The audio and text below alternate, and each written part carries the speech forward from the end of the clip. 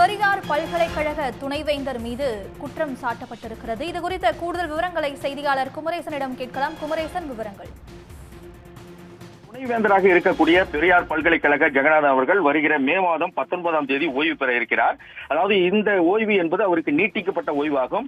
எனவே இன்னும் 2 மாத காலம் தான் உள்ளது. இந்த 2 மாத காலத்தில் அவர் பல்வேறு வகையில், அதாவது பதவி உயர் ஆசிரியர்களுக்கான தனக்கு ஆதரவாக இருக்கக்கூடிய ஆசிரியர்களுக்கு பதவி உயர்வு வழங்குது, அதே போல புதிதாக பணி நியமனங்களை செய்வது போன்ற செயல் நடவடிக்கைகளில் அவர் ஈடுபட்டு வருகிறார் என்ற ஒரு குற்றச்சாட்டு தான் தற்போது நிலவி வருகிறது. அதாவது பல்கலைக்கழக ஆசிரியர் சங்கம், அதே போல பல்கலைக்கழக தொழிலாளர் சங்கமும் இந்த குற்றச்சாட்டை முன்வைத்திருக்கிறார்கள்.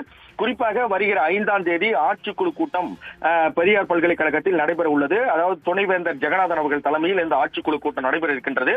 இந்த ஆட்சிக்குழு கூட்டத்தில் துணைவேந்தர் அவர்கள் தனக்கு ஆதரவாக இருக்கக்கூடிய பிரிவு அலுவலராக பணியாற்ற வரக்கூடிய விஷ்ணுமூர்த்தி என்பவருக்கு பதவி உயர்வு வழங்குவதற்கான ஒரு நடவடிக்கை எடுத்து வருவதாகவும், இதே போல 10க்கும் மேற்பட்ட ஆசிரியர்களுக்கு பதவி உயர்வு வழங்குவதாகவும், அது மட்டுமல்லாமல் எஸ்டி பிரிவை சேர்ந்த அந்த ஆசிரியர்களுக்கு பதவி உயர்வு வழங்குவதை அவர் நிறுத்தி வைத்துள்ளதாகவும், இப்படி பார்ஷியாலிட்டி அடிப்படையில் பதவி உயர்வு வழங்க அவர் துடிப்பதாகவும், அதே போல சுமார் 80 பணியிடங்களுக்கு புதிதாக பணி நிரப்புவதற்கான அந்த ஆணையையும் ஆட்சிக்குழுவில் அவர் ஒப்புதலை பெற இருப்பதாகவும் ஒரு தகவல் வெளியானதை அடுத்துதான் தற்போது பெரியார் பல்கலைக்கழக தொழிலாளர் சங்கம் ஒரு கடுமையான எதிர்ப்பை தெரிவித்திருக்கிறது.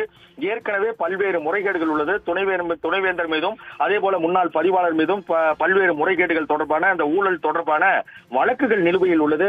உயர்நீதிமன்றத்தில் வழக்கு நிலுவையில் உள்ள நிலையில் துணைவேந்தர் அவர்கள் இந்த 2 மாத இடைவெளியில், அதாவது மே மாதம் 19ஆம் தேதி அவர் ஓய்வு பெற இருக்கிறார். எனவே இன்னும் 2 மாதம் தான் உள்ளது. இந்த 2 மாத இடைவெளியில் எந்தவித பதவி உயர்வோ அதே போல புது நியமனங்களோ இருக்கக்கூடாது என்ற விதி உள்ளது. குறிப்பாக ஒரு ஓய்வு பெற உள்ள துணைவேந்தர் கடைசி 3 மாதத்தில் எந்த பணி நியமனம் செய்யக்கூடாது என்று அரசு விதி உள்ளது.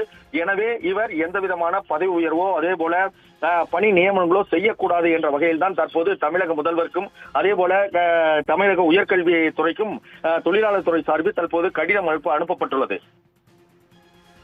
விவரங்களுக்கு நன்றி குமரேசன்.